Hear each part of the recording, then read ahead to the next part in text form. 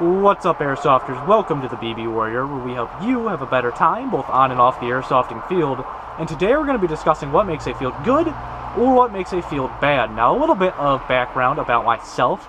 I have been playing Airsoft for about 8 to 10 years or so, and I've also been hosting, managing, and refereeing events for about the last 4 years. And for the last year, I've actually owned my own business inside the airsofting industry. So now that you know a little bit about me, why don't we talk about some of the things I think make a field good and make them go over the fields that are bad. Now, I just want to mention that if a field does something bad, I am not going to call them out for it, because they could change by the time that I revisit their field. However, if a field does something good, I want to make sure that people know about that, so I will mention those fields by name. So the three things I think that having a good field come down to are your design and creativity in both your buildings and your games, your staff and how effective they are, and finally, your player base, which is a wild card. That's something that you as a field owner or referee cannot control who comes to your field, but it's something that's very important nonetheless because those are your customers. So first, why don't we talk about field design and creativity? And you might be saying, well, BB Warrior, what does creativity have to do with it? Well, to start, you got to be creative when you design the field, because if you're not creative when you design the field, it's going to be boring. I cannot tell you how many fields I've been at where it's just pallets that are parallel to each other. And what that does when you are uncreative with how you design your field, that makes it so that the field almost always plays out the same every single time and is not very dynamic. When you're a creative field owner and you create a very dynamic and ever-changing field, there are multiple flanking routes or multiple ways to go at the objective, and generally it creates a more fun time and you don't get burned out on how the field plays. And that's another thing, you have to be creative when you design your game modes. You have to make sure that they are fun for both sides and not one-sided, and that they are far enough away from the spawn so that one team does not have a distinct advantage. If you can't think of any ideas for games, go to video games. I know they've kind of gotten futuristic or way in the past in the recent couple of months, but there's still some good ideas for game modes that you can adapt to work for your airsofting field. Overall, I think that choosing from video games is a great idea to get a basis on a new fun game for your field to use. Now, you have to be dynamic in your field design, and you have to ever be changing your field and tweaking it to make sure that it works well. Now, there are some things that you can do to make sure that it's a different experience every time someone visits your field. You can change the layout around sometimes, which I understand is not possible for some fields where they have their buildings that actually have concrete foundations and everything. But there are some things you can do. You can tweak spawns a little or change where the objective is. And that's something that I want to say that Buffalo Battlegrounds does pretty well. I believe it's every 3 or 4 months or so they change around the design on their field, which is nice because it creates a new experience every time that I go to their field. Now, sometimes it won't work. Let's be honest. Sometimes you're going to try something and it won't work. That's why you get feedback from your players to prevent a bad experience from happening again. You never know until you try, and unfortunately sometimes some ideas aren't going to be as good as others. Now, why don't we talk about referees, because I believe that these are the most important people in your staff. If you do not have good referees, you're not going to have someone who's enforcing the rules to the best of their ability.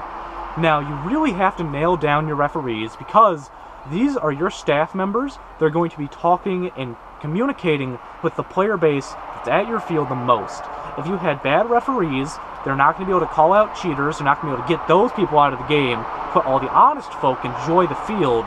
And something else that I want to mention about airsoft fields is I hate it when refs sit up in a tower and watch from above.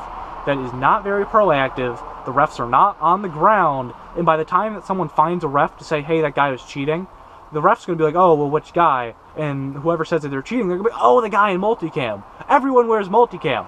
So I feel like by having referees on the ground, they can more proactively watch and watch over, I should say, specifically people who are being called out for cheating. And I think that having refs on the ground is just a better experience for any field. Now, one field that I'd really like to mention, I wish they were still open because I absolutely loved the field, is Plains Airsoft. They had fantastic refs who were always about the 50-yard line because their field was kind of a rectangle. They were always sitting at about that halfway point, and they were very proactive in calling out cheaters. Now, another staff that I want to mention is just fantastic overall is River City Airsoft in Hamlin, New York. Everyone there is so friendly, they have an amazing pro shop, and everyone there is kind and courteous, and the refs actually do something about cheaters, which is something that you need to enforce. You need to have someone on the field watching out for players so that by the time that it's noticed that that person's cheating, you can swiftly deal with them and make sure the games go along as planned.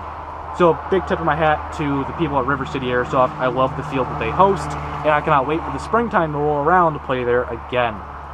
Now finally, I want to talk about the player base, because the player base is a very important part in the airsoft field that the airsofting company cannot dictate over. Now sure, you can do things like gear it more towards Milsim players or gear it more towards Speedsoft players, but that's not what I'm talking about here. I'm talking about cheaters, specifically, just to be honest with you guys.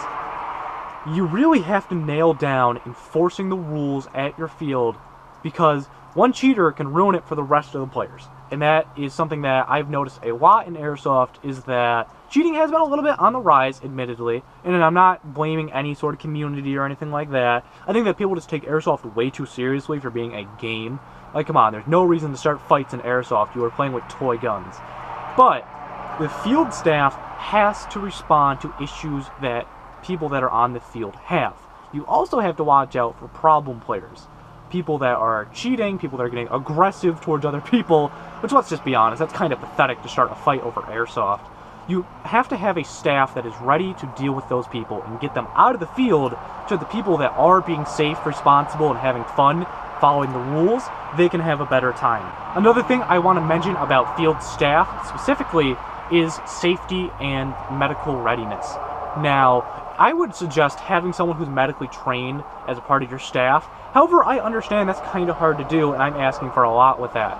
Something that I really like that American Milsim does is they have their medical ID cards, and these have been their SOP there for a couple of years now. I'm going to throw one up on screen so you guys can see one that isn't filled out with all my personal information, but the medical cards are nice because if someone gets injured at the field, there's already a short description about this person that will help any medical staff with this person.